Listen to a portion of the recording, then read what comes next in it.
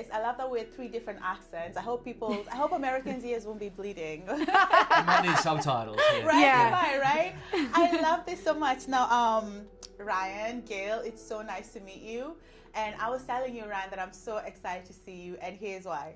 You ready? Well, I hope Are you so. ready? I hope so. What? You know we belong together. You and I forever. Are you singing Neighbors? That's Home and Away. Not Neighbors. Oh my God. I know, right? Like they were rivals. Sacrilege. Right? You see, Truly you see sacrilege. the look on Ryan's face was like, what? Yeah, that was bad. Sorry. Not at all. I watched it with my God. Closer each day. You still Home got and it. away. Oh my gosh. I grew up in Kenya watching you every single day after school on Home and Away. And obviously Neighbors, but Home and Away was my favorite. I have to say that because you're sitting in front of me. Just kidding. Yeah, no, it was, I mean, I think... Iconic. Yeah. Truly. You And got then it the in UK Scotland too. too. Oh my God, I used to watch it with my gran. I That's why I'm know. like, there was a Neighbors and a Home and Away, Home and Away. rivalry. Neighbors sure. was Neighbors. Birds. Everybody needs a neighbor. Yeah. Now the Americans Heather are like, knows. what are they talking about? So Neighbors and Home and Away were these soap operas from Australia, and I think the rest of the world got them. I don't think Americans got them. Did you guys get them? Did you ever hear No. of them? No. The difference being that they were played London. kind of prime time, so that you would Right. at least in Australia it was 7 p.m. So you'd sit around Yes. with the family. In type Kenya, thing they and- come on from 6 to 7 p.m. Yeah. And then also the reruns would be from noon to 1. so I feel like the UK was like actually like late morning. And then they would do reruns? There'd be two. Yeah, there viewings was in the two, UK. The yeah. difference being too is the audience was Right. in the American soap opera audience is far more sort of female driven, but It's everybody. it's everybody.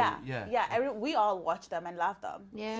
And I think over here they're kind of geared towards the female audience too. It's a lot of romance, but I love Neighbors and Home and Away because they're so gritty. Anyway, enough of that. We're here to talk about a whole different show. Yeah, With I'm like, some Dynasty is our segue. Right. Different. Yeah, but this is what I found soap opera. interesting. 7 yeah. lifetimes Yeah. later, here I am. Here you are. Oh my God. And how lucky are you that you get to still be working, but this Tell me time about to it. an even bigger international audience. You are beyond blessed, obviously.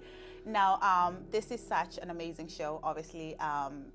There's a lot in this show that I think is so intriguing to different people. There's a time travel aspect, there's a race relations aspect. Now, the fact that you're Australian and you're Scottish, what was it like getting to play characters in that time period of America?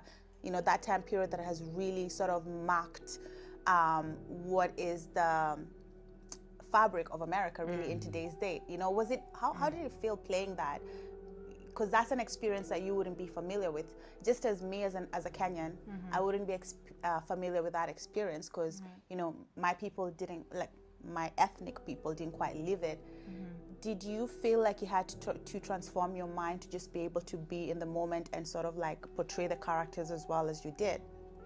I think that's the job always, you know what I mean, with anything, but like to kind of meld your morality and your mind and your understanding and like do research to kind of like, because it's certainly like I certainly can't relate to Margaret in any kind of way, but in terms of, I've lived in America for now around 15 years, and so it was always a very it's always been like present for me in that like I talk about it a lot with my friends. It's a very important thing. It's sort of a tough time in history because as a Black person, I think about it all the time. If I could go back in time, what time period would I go to? And that's one that I generally think to myself, oh, I would avoid that for sure.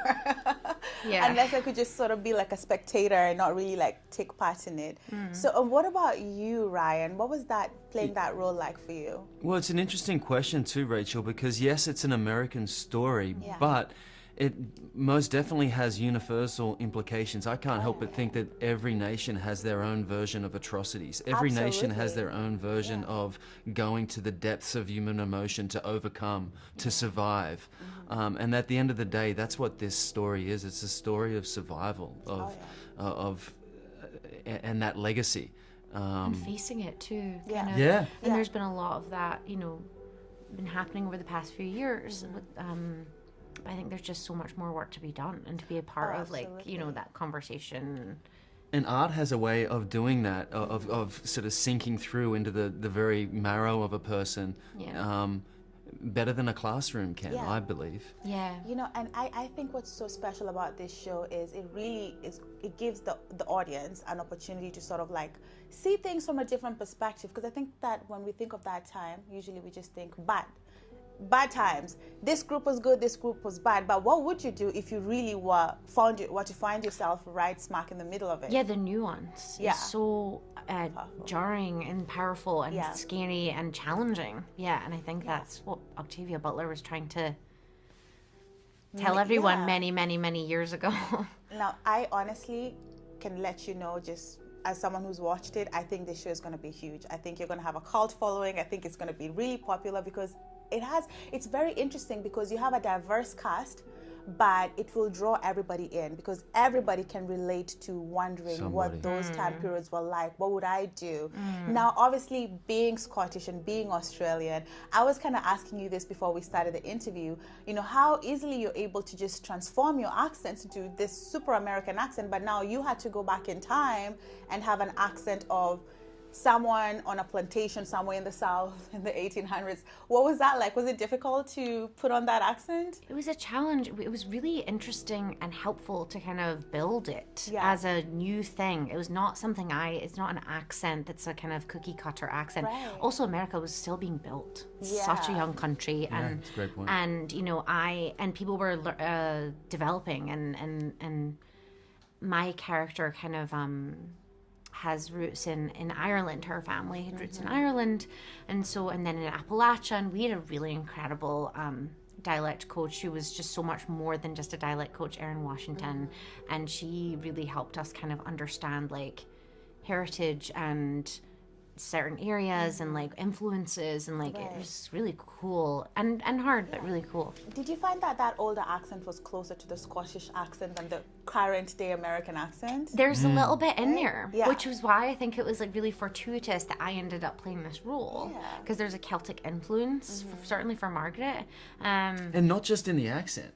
You know, in the very carry through of that, and reason for being in this country, and kind of, you the know, chutzpah too, the attitude. That she definitely has a kind of fire, upwardly Yeah. mobile Yeah. resilience. She in is some no way. shrinking violet, that's She's for not, sure. yeah. And Scottish women are not Yeah. necessarily. I love it. Now, obviously, Ryan, we've seen you in so many different projects. I mean, my first time being familiar with you after coming to the US was in True Blood. Played that role really well. How did you find this role in comparison to previous roles that you've had? Did it move you in any particular way? Yeah, I mean, every project I hope moves me forward, evolves me as a way. You know, I want to come out of every project a better man and a more enlightened human. I knew with this one that I would have to go to some places that were diametrically opposed to deep-held beliefs that I have, but I was in service of the story and protected by the story. So I could let myself go as far as I wanted to with that character, and know that I was sort of being held by Brandon, by the network, by my fellow cast and crew, because everyone did do their work on this, and then some. We had some extraordinary crew that just, I mean, as an example, Jacqueline, our costume designer, she built all our 1800 costumes from scratch, you know, because obviously you can't go to even vintage shopping and find some of this stuff. And so her attention to detail, the turnover rate with which she was able to build new dresses, new suits. Things were changing. It's a new show, you know. It's like, that's pretty it's cool. amazing. That is pretty cool. All right, so now I've been asking everybody this today. If you could go back to a time period, like somebody, like not on a show, in real life, which one would you want to travel to? Well, I like the 70s personally. Sorry, I didn't mean to jump in on you. No, please. I just like the veracity of the music then. I thought it was such a kind of a profound time. And you have, look, stories like Octavia kind of came up with this story in the 70s, and I think it was a real sort of turning point, sort of politically, socially. I was very much inspired by that. Totally. That's a good one. What about you? It's interesting. There's so much harder in history. This is kind of a crazy answer, but I would want to go back to like the beginning. And that's whomever's interpretation of what the beginning is. I'm just like, okay, take me to the Big Bang.